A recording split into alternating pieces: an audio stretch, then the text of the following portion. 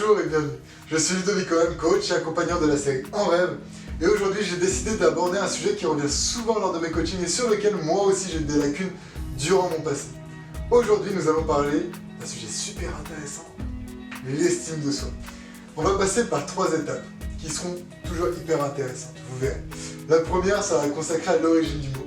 La seconde vous détaillera les 3 piliers d'estime de soi et la troisième sera plutôt sur l'équilibre de l'estime de soi et vous pourrez constater qu'un bon équilibre est efficace pour une bonne remise en question.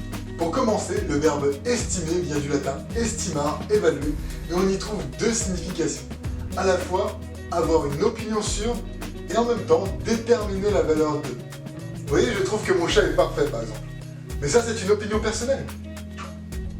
Je pourrais facilement le revendre 50 balles. Ça c'est une valeur. L'estime de soi peut donc évoluer en fonction de l'opinion que nous avons sur nous-mêmes ainsi que de la valeur que nous nous attribuons.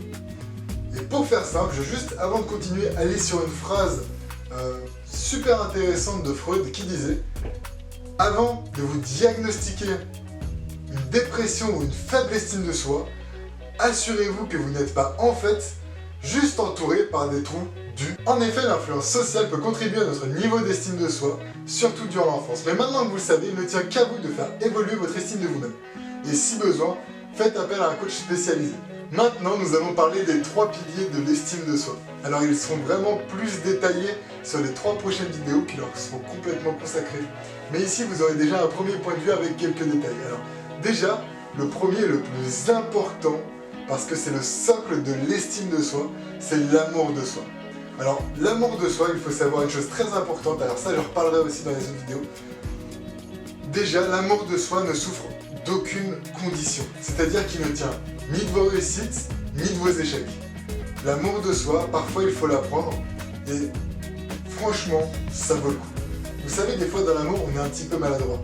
Sur la prochaine vidéo que je ferai sur l'amour de soi, j'en parlerai un peu plus en détail. Là, je vais passer au deuxième pilier, qui est sur le regard sur soi. Ici, l'important n'est pas la réalité des choses, mais la conviction de nos qualités ou de nos défauts, ainsi que de nos potentialités ou de nos limitations. Développer un bon regard sur soi permet à terme de tracer notre propre chemin avec nos convictions profondes. Cela nous amène à nous sentir pleinement nous-mêmes. Le troisième pilier de l'estime de soi, et je pense que vous l'aurez compris, est la confiance en soi. Elle découle souvent de ses 2 prédécesseurs, d'où l'importance de bien s'éduquer dessus. Donc maintenant, la confiance en soi, qu'est-ce que c'est? Finalement, c'est le résultat de l'évaluation que je fais de ma capacité d'agir dans les situations importantes. Je répète, c'est le résultat de l'évaluation que je fais de ma capacité d'agir dans les situations importantes. Finalement, développer sa confiance en soi permet d'éviter l'inhibition. Donc maintenant, si vous voulez un petit exercice pour commencer à travailler dessus, notez 20 réussites que vous avez jusqu'à là et chaque jour notez-en 3. Et comme on l'entend parfois dans le langage courant, la taille ne compte pas. Nous arrivons sur la dernière partie, celle de l'équilibre de l'estime de soi.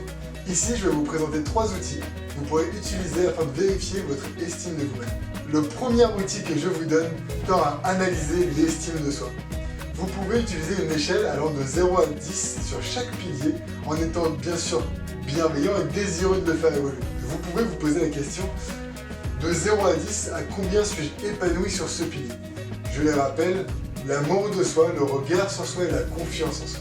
Sur cette deuxième clé, vous aurez besoin d'un outil supplémentaire que vous retrouverez dans le commentaire sous la vidéo.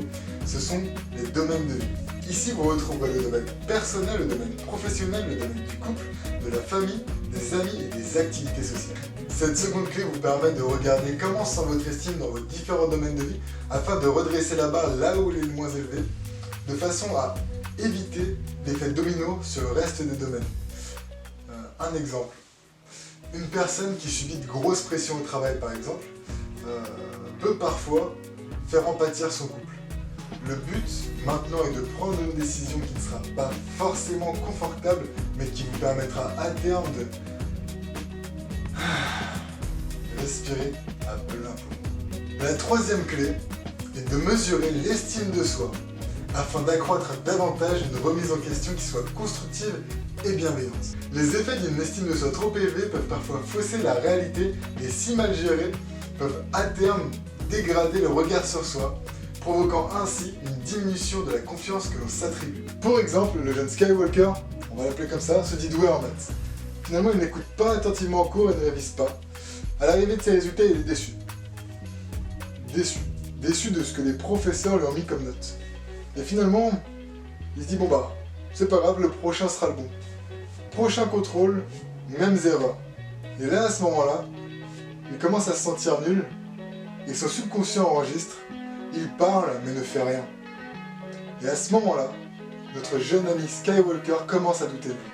Les effets d'une estime de soi trop basse peuvent avoir des conséquences similaires à la différence qu'il se remet souvent en question. Ceci dit, il manque souvent de bienveillance. Après ses nombreux résultats en maths, Skywalker doute de lui.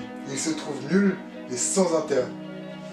Mais cette fois-ci, il décide de revoir tous ses cours, mais sans grand espoir d'y arriver pour autant. Une estime de soi équilibrée passe par une remise en question bienveillante et constructive. C'est ce qui accentue le regard que l'on se porte. Skywalker a compris que ses erreurs étaient dues à son manque d'écoute et d'entraînement. Il sait qu'il a fait du mieux qu'il a pu avec ce qu'il savait, mais aujourd'hui, soucieux d'élever ses résultats, il décide de trouver des stratégies afin d'augmenter ces derniers. Comme nous avons pu le voir dans ces exemples, l'importance de prendre conscience de notre niveau d'estime nous permet de passer notre vie à un niveau supérieur, simplement en ayant des remises en question constructives et bienveillantes.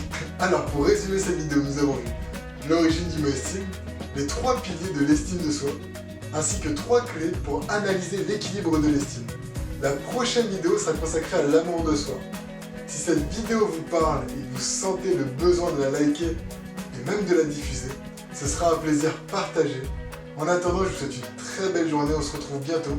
Et s'il y a une chose que vous deviez retenir de cette vidéo, c'est que tout commence par rêve.